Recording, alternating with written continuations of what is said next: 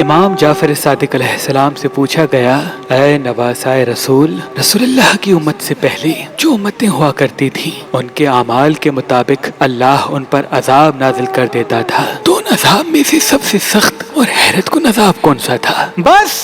جیسے ہی یہ پوچھا گیا تو امام جعفر صادق علیہ السلام نے فرمایا، اے شخص، وہ لوگ تھے جو چغل خوری، بد زبانی اور لوگوں کو گالیاں دیا کرتے تھے۔ یاد رکھنا،